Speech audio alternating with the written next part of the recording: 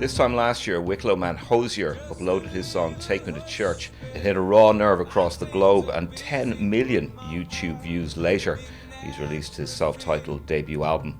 It's mired in sin and redemption, but this Celtic soul brother is not quite the serious young man we might think him to be. Yeah, no, there is. There's some kind of fun stuff. Obviously, not all of them are as dark or as heavy dealing with the subject, like to Take Me to Church, say. And there's humour in it too. So there's kind of I'd have a pretty dark sense of humour, but there is humour to even the sadder stuff, I think.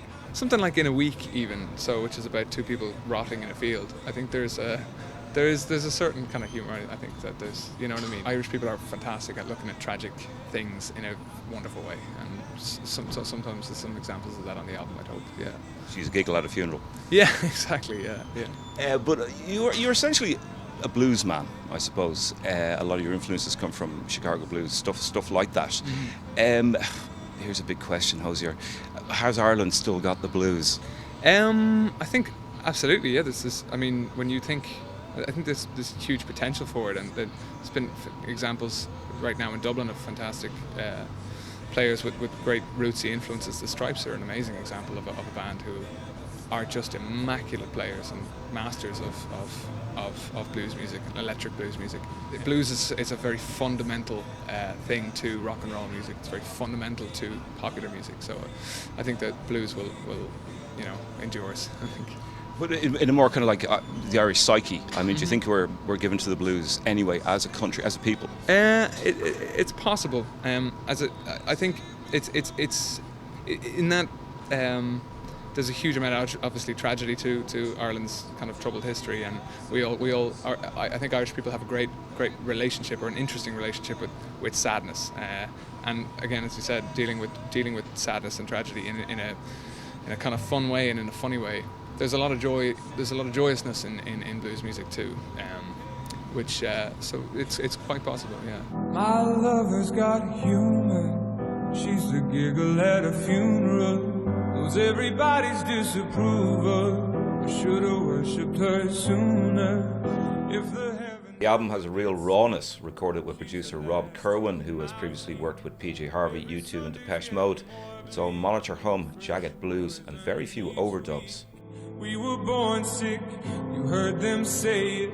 There was a little bit of overdubbing. I started in my attic, so just kind of recording the elements, getting the atmosphere of the song down, getting the vocals down, the arrangement of the instruments, and then taking it into studio with Rob. He had a fantastic kind of. He didn't want to change it all too much. We wanted to keep a kind of a raw feeling to it. And I just have a great working relationship with him. He would stop me from overthinking things too much. If it feels good, do it, and to try and keep that raw sense of it. And so just put the live drums down, put some live piano down in the studio, get rid of some of the more digital sounds of home recording. There's a real churchy atmosphere going on. It's a big cavernous sound. You could describe it as church music. It is gospel music, isn't it? I would. I think you could. Certainly, the influences are. There's a lot of influence there from gospel music. So. I'd love to explore choral harmonies and stuff like that. The influences are there to be heard, but would some people be surprised by some of your more kind of lesser known influences, or do you have any quirky influences? Yeah, a few. I listen to jazz.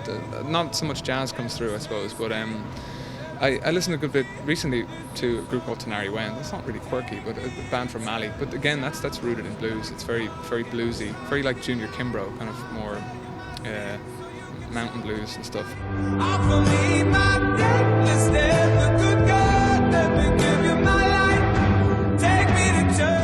The legacy of the church speaks for itself. I don't know if everyone connects with it in the same way that from where I wrote it from, and I was very. People ask me, has there been controversy? You get that question all the time when you're outside of Ireland. I have very strong opinions about the church and their legacy, but I feel very fortunate that people have responded to it. The video had a big part to do with that as well too. There is a huge amount of anger in that song in particular, and I think a lot of the lyrics come from an angry place, but you know, that is the case in some songs. I try to remove myself, a little bit from the song when writing it, or by the end of it, so there's to introduce a more character element to it.